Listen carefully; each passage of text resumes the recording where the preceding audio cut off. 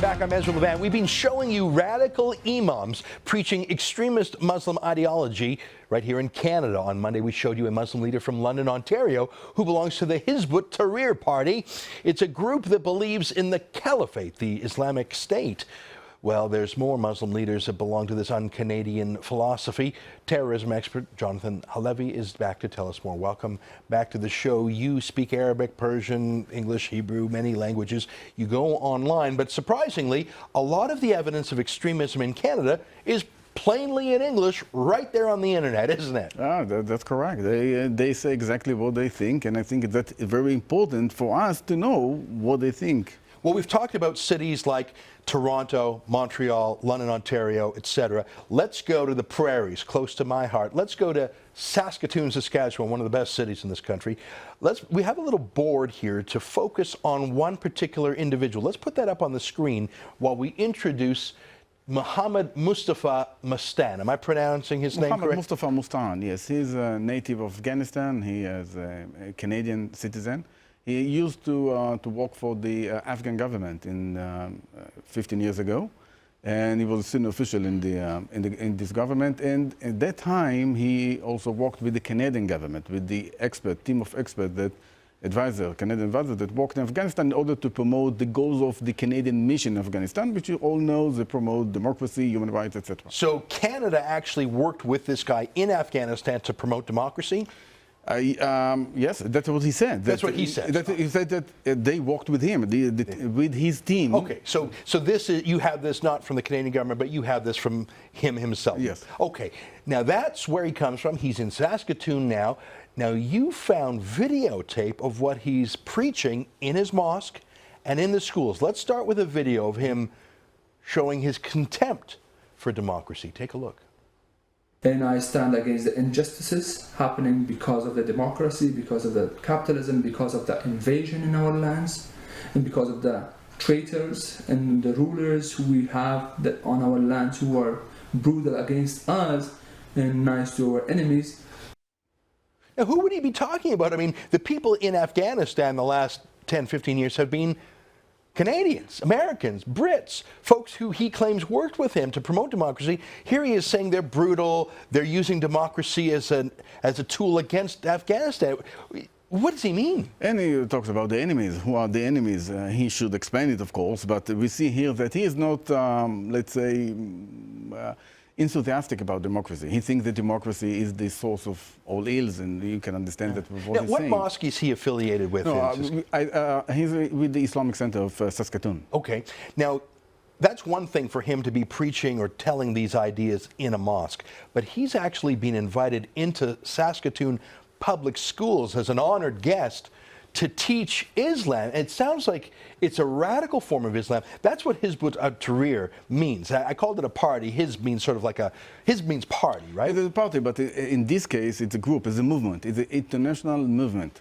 And they believe in creating an Islamic state, a theocracy, a caliphate, as they call it. And implementing the Sharia law with all the consequences. So this guy believes in their philosophy A to Z. I mean, yes, 100%. Okay, so now, and here's what's incredible. He was invited in, or got himself an invitation, to public schools in Saskatoon, including Walter Murray Collegiate Institute. Yes, in Saskatoon. He said that this is one of his lectures in this school. One of his lectures. You took, again, from YouTube. He's boasting about this. You didn't go undercover. He's boasting about what he was teaching in class. He put online a couple of recordings from his lectures. Let's listen to the first one. In Islam, this is the freedom of choice that you talk about is not the way it is in a democracy, because democracy comes from a belief that God does not have any right in our daily life. We are the ones who choose it. Well, I mean, there's a grain of truth there. In Canada, democracy means you're not bound by any particular religion. We have our own rules to bind us.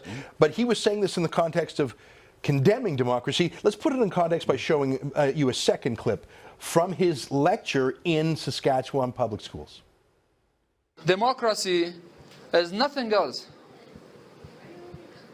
but something which gives you the right to choose anything. The biggest shirk is when you give your own self the right to choose whatever you want. So democracy in no terms is compatible with Islam. Now, some might say, yeah, he's right. And so let's choose democracy. He's saying, no, choose Islam over democracy. He's saying Islam and democracy are not compatible. Yes. I would disagree. Our friends like Tariq Fadak, Salim Mansour, Raheel Raza would say, no, we can reconcile them. He's saying, no, they can't be reconciled. Choose Islam. Am I right? Yeah, so he said it's even more serious than that. He said democracy is shirk, which means polytheism, which means this Polytheism. is... So but shirk, it's an polytheism. English word, but he was using the In Arabic word that sounds the same. Yes, and this is punishable by execution. So he it's a great sin. It's a major sin in Islam. So he thinks that to believe in democracy is the Arabic phrase of shirk, which is polytheism, which is a form of blasphemy or being an infidel. Heresy. All right. Now, I want to show some elements you have taken off his Facebook page. Again, written in English. This guy's not hiding in a foreign language. Let's read this here. So this is his Facebook page? Yes. You just pulled this off his Facebook page. The U.S. and her allies are the mother of all ills in the Muslim lands, and we want their interference to stop for all time. We want unification of our people under one state, Khilafah, the caliphate, and one flag. So this guy, again, he's saying that U.S. and her allies. Well, we're an ally. Yes. We were in Afghanistan. Here's a guy in Canada disparaging our role in Afghanistan, disparaging democracy, and he's invited into public schools like in Saskatoon. And he talks about, civics to these young students and talking about democracy as an evil. That's incredible. What does he have an official position with the Islamic Center in Saskatoon, or is just that's sort of his base of operations? I have no idea if he has a specific position in this particular group. But he managed to get himself into public schools. But he said we are in Hizb ut-Tahrir, which means he affiliates himself as a member of Hizb ut-Tahrir. That's incredible. And Hizb ut-Tahrir is an international organization also based here in Canada, in Mississauga, in Hamilton, London, Ontario, and also in Saskatoon. Okay, I want to squeeze 30 more seconds into this segment because you brought one more thing to show the pervasiveness of Hizb ut-Tahrir in Mississauga. This is not related to this same gentleman in Saskatoon, but here we have an ad for Hizb ut-Tahrir having an event in the Living Arts Center in Mississauga. This was just last fall. Asham, the bleeding wound. Gaza, when will the suffering stop? Asham, that's Syria. They're talking about the wounded Islamic State, am I right? Yes, and one of the topics is how do we recognize the Khilafah Rashida, the rightly guided caliphate, Islamic State? And it's said very clearly, we have to replace all this regime with Khilafah Rashida. This is a leaflet that was handed out, distributed in Toronto last August.